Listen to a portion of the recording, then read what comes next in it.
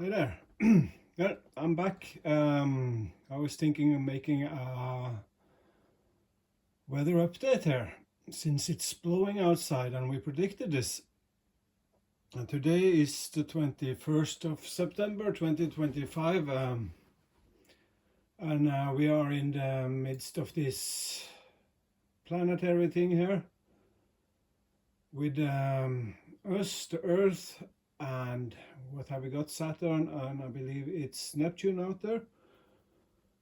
All having getting closer to an alignment or in an alignment. As we speak, it's the sun, the moon eclipses the sun on this very date as we speak, which means it's between us and the sun. And now it's moving out of its way, and I believe we can get a real jolt there coming in the next couple of days, especially on the 23rd, typically, as the new moon fully passes, meaning with this connection still ongoing. And this is right out from the book of James McCanney, Principia Meteorologia, the physics of sun earth weather, which I always encourage you guys to get hold of and study, although plenty of my stuff when dealing with the Milky Way is something, it's my own method, and I haven't written a book yet, so there you go. But it's really cooking out there in the North Sea and up on the mountain there as well. What have we got there up and high? It says 31 kilometers an hour. And likely it's a bit stronger. I found out more. There are some menus there you can click, and this takes, I wonder if this is higher up in the atmosphere winds. It's really cooking. But let's keep it to the ground here. If you want to do, and the weather is nice. Also, as forecasted, we might have some more rain coming in though from that band, but it seems like it's passing, but it's giving a good shower all over Europe. And we have these. How does this look out? So it's blowing inland, but I think it will be around here.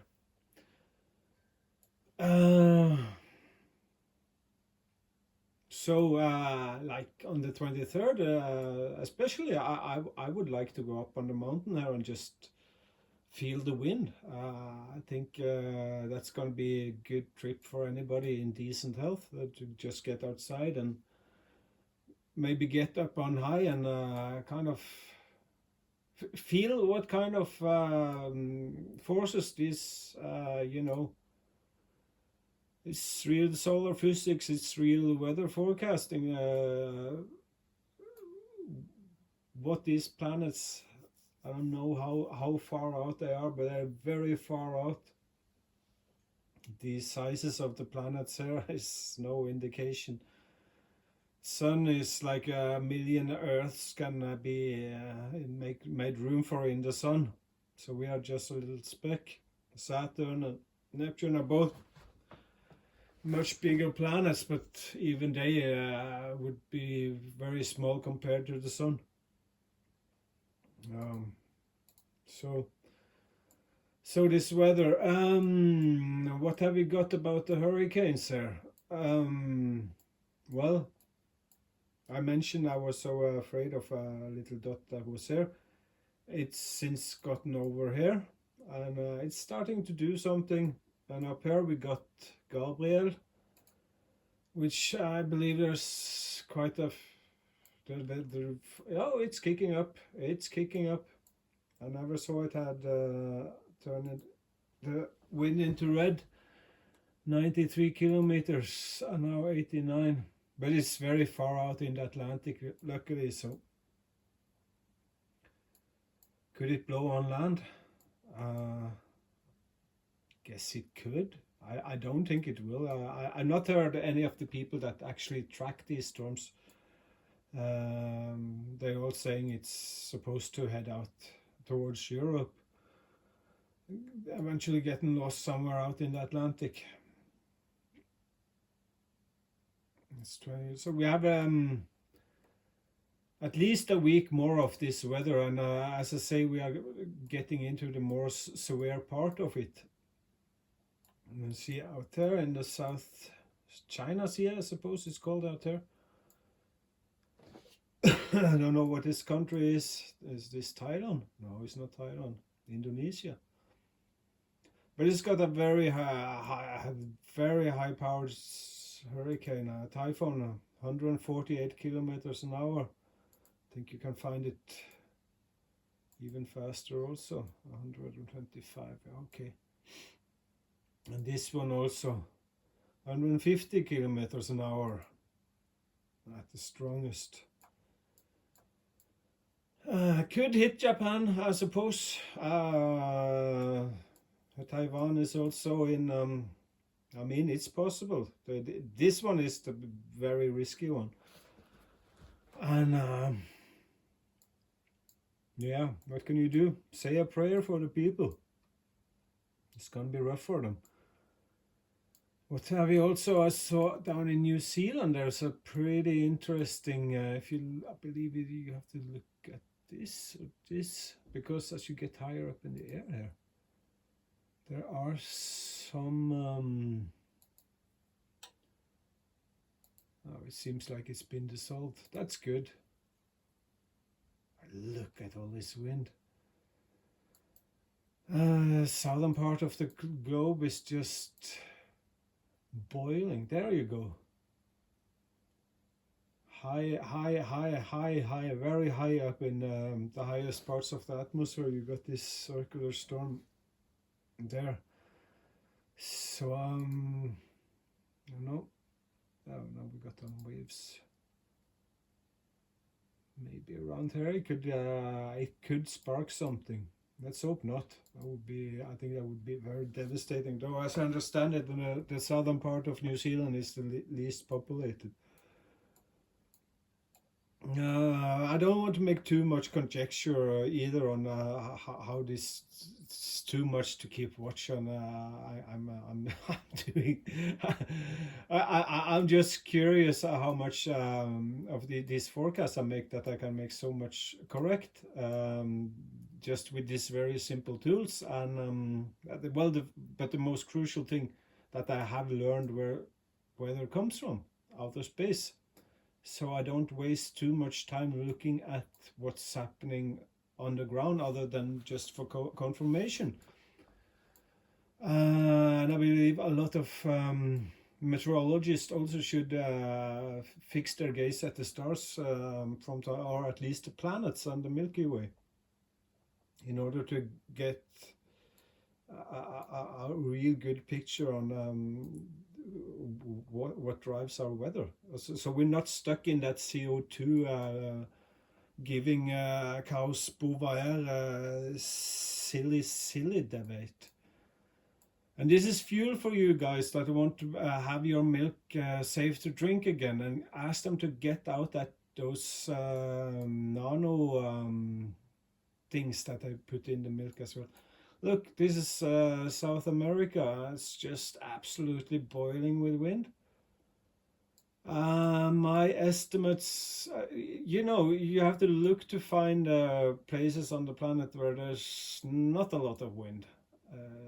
If you spend some time on these apps, you will see that. Well, of course, on television they would say this is not normal, and look so worried while they were fixing how to eke more of your taxes to pay these useless certificates. But I say no, don't do it. It's no use, because this is space weather experienced on Earth. Look, this is Sahara. Where you go in Africa? I have to go around here, Nigeria, but still here is windy. Everywhere is windy. Everywhere is windy. Tibet, Nepal, China. what do you see? Here is a cyclonic. Have you seen something like this before? It's pretty exciting. So one more time, just to emphasize, if our planet, I've learned this, it was in a meter in diameter planet model, our atmosphere would be like 3 millimeter thin outer layer, viscous layer, and there is where all this weather is happening. But as I say, it's very much predicated on the conditions going on in outer space at any given time. If you look at the higher altitude winds, they're far more organized. They're drifting in set, even there. Look there. There is in Africa. High up above Africa, there's a cyclonic storm forming in the higher air levels.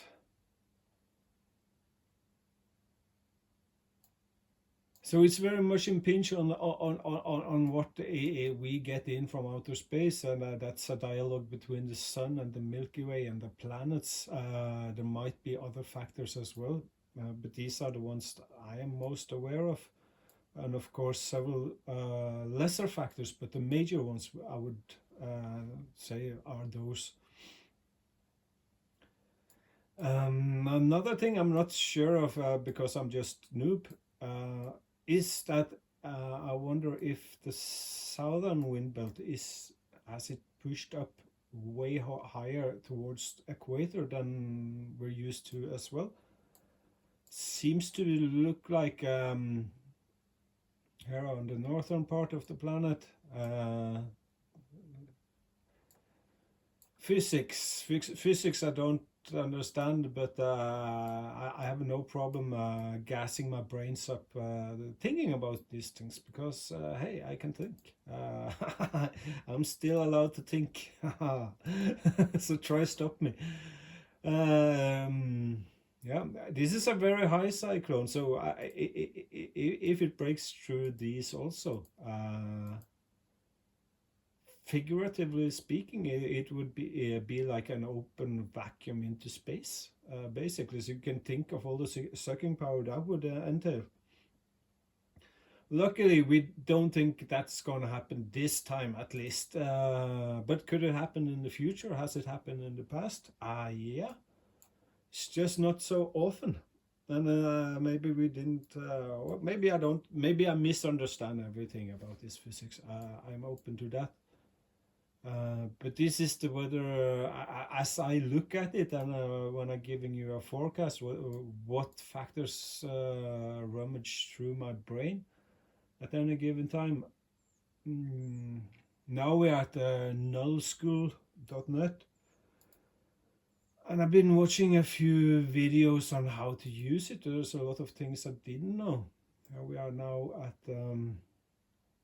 wet bulb temperature. Total cloud water. So we have so much water there's in the air. Let's look in Norway where we are. I'm situated around the southern part. It's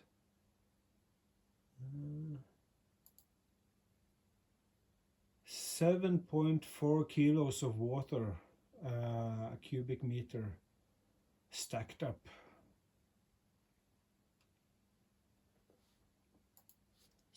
Sweden is more, 36 kilos. There in the Atlantic it's 51. This is just something. Now I'm just thinking out loud. I'm not doing any. I'm just playing around with this app. But have a look out for Gabrielle. It's turning into a hurricane. There's no reason it won't turn into a hurricane because we are gonna keep increasing in energy the next couple of days, and as I say, 23rd with the new moon passing is going to be the most pivotal time. Then Saturn is a bit out of the way, but we are still very direct with Neptune out there.